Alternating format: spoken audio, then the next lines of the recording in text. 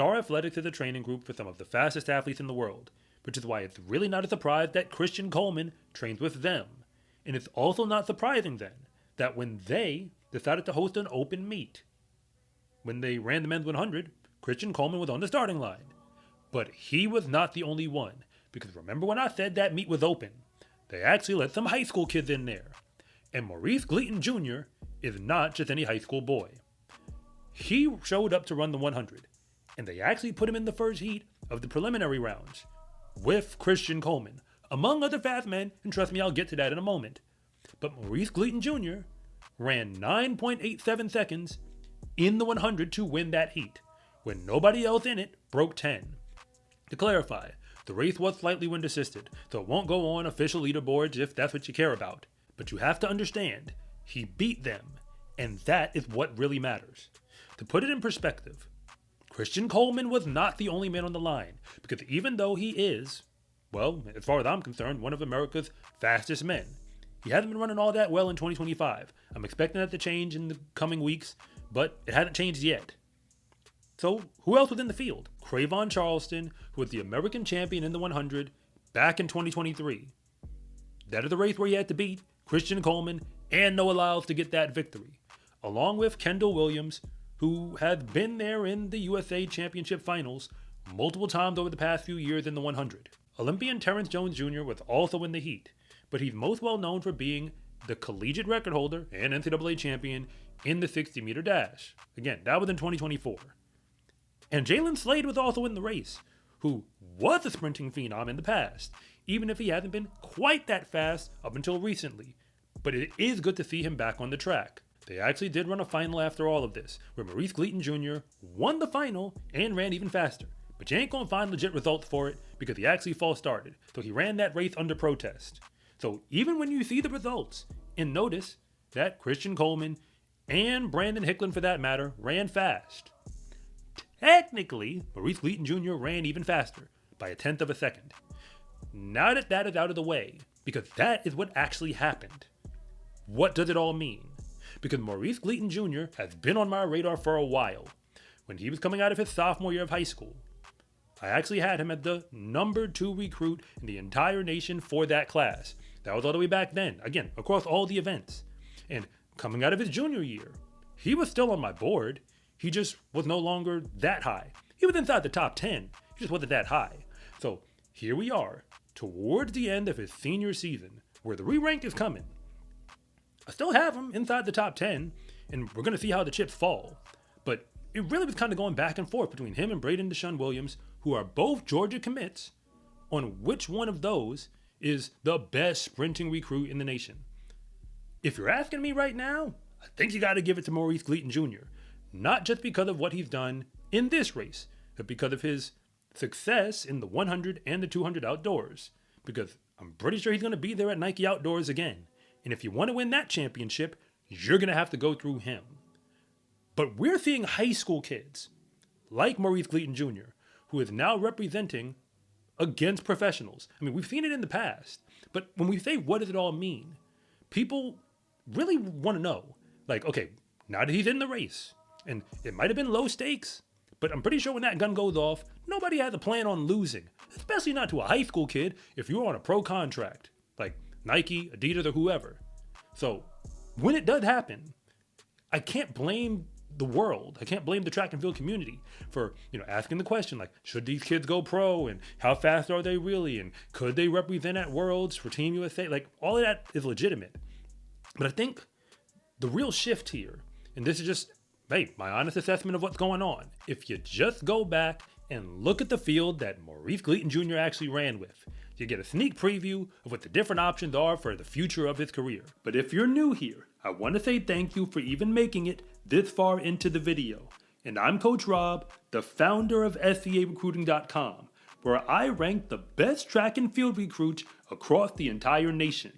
And if anything that I say actually connects with you, it is always greatly appreciated if you would please like and subscribe. But if I don't, just let me know in the comment section, because I try to read them all. So we're just going to go down the list. Again, I'm focusing basically on the guys who were in his preliminary round. Christian Coleman was not quite as good as Maurice Gleaton Jr. Emphasis on not quite. But he was still a high 4-star to 5-star level recruit before he goes to Tennessee. And when he gets there, he immediately blows up. I mean, by the time he's a sophomore, he's a threat to win everything at the national level, and he basically has a perfect college season as a junior. He sweeps the sprints in the 100 and the 200, the 60 indoor, then the indoor 200. Like, hey, it's Christian Coleman. That's it. He's the only person who's winning anything in a short sprinting event at the national level. Then he goes pro and wins a world championship. A few years later, he beats Bolt that first year out. And hey, between then and now, things did not go according to plan. So he had great success, especially in the early part of his career, but success in track and field isn't linear. That's Christian Coleman. Then you move down and start looking at the other names. You get Cravon Charleston, who he ran in the NCAA and was pretty good, but nobody looked at him as, a world beater. And he did win an American championship one time. But people basically forgot that it ever happened because he didn't do anything else on the world stage, at least not yet. Okay, that's option 2. Then you get athletes like Terrence Jones, who again, NCAA champion, a version of what we saw Christian Coleman do, but so far, since he's turned pro, it's been a struggle, just being real. And then you have Kendall Williams and Jalen Slade both.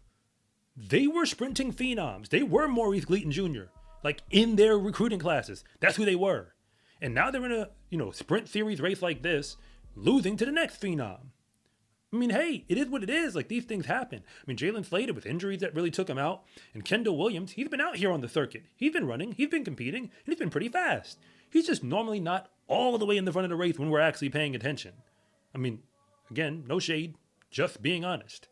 So when we look forward, again, success in track is not linear for almost anybody. We're seeing this now with Christian Miller, who just turned pro, didn't run in college, he was committed to run at Georgia, just like all the other fast men. But because he decides to go pro, we have to grade him now differently. We've gotten to see him run multiple times this year. He's never won in any of those races that you might have caught. He didn't win at Tom Jones in the 100. He didn't win in Tokyo in the 100. He went to Grand Slam, didn't even get to run the 100, but he ran the 200, and he was in dead last in that race. This is no shade against Christian Miller. I'm sure he'll be competitive going forward. But the pro circuit is something different. So yes, when you look at training cycles and with the high school kids, and like the fact that we can even drop these kids in these races, I mean, that's a conversation for another day about whether that's even a good idea. Because in other sports, there's a clear line between the pros and everybody else. So it's not that a college athlete or even a high school basketball player can't play at the highest level. It's that they're not at that level yet. So we just don't get to see them in this type of forum, at least not yet. But as of now, Maurice Gleaton Jr. just went out there and ran. I mean, as far as I can tell, he was running with the pros, and he was out in front. He didn't just do it once, he did it twice. Even though the second one doesn't count, so I'm not really going to pay attention to it. He's going to have to make a decision, because from what I can tell in this sprinting world, people are going to start knocking on the door. Because when you can beat those types of men, somebody's going to want to invest in you and your talent. And maybe we're getting ready for a changing of the guard in, American sprinting, specifically on the men's side. I mean, that might be happening, but let's just remember where we've been. Essentially from 2021 up until now, especially 2022, we've been dealing with what I call the rise of the Avengers. The men who have world medals, specifically gold ones. And if you don't have a gold one, it's normally because another American beats you out for it. Otherwise, you'd have a gold one. Those men, those are the only men who we're really seeing. Where, again, either you have medals, but only an American beats you in that one of those years, or you have gold already. Those are the only men who represented at the Olympics in the individual short sprints for Team USA. Nobody else. I mean, you can fact check me on this. As far as I remember, Noah Lyles, Kenny Bednarik, Arian Knighton, Christian Coleman, who didn't represent individually, he was fourth, but he was on the relay. So I guess you either put him on the fringe if you want to. I mean, Fred Curley, all of these men have had at least 1 year where they either got a gold medal or multiple at different points, or when they had a year when they didn't get a gold medal in the one of the two. But when they lost, at least for that year, the only people ahead of them were American. That's what I mean by the Avengers. So if you want to represent for the red, white, and blue in the men's short sprints. Up until now, like at this present moment in history, you have to go through the Avengers. So I don't care who you think you are or what you think you're doing. If you are a young sprinter, high school, college, or anybody else, if you can't go through the Avengers, it is what it is. Maybe Maurice Gleaton Jr. has that type of talent. Or maybe we'll get to see him run for the Georgia Bulldogs next year. I have no idea how this movie will end, but I do know that it's just getting good, because Maurice Gleaton Jr., on my list, is the best sprinter in the class of 2025, and I dare anybody to challenge that. Actually made it all the way to the end of this video. I do have to admit that thank you doesn't do it justice anymore, because you are a real one.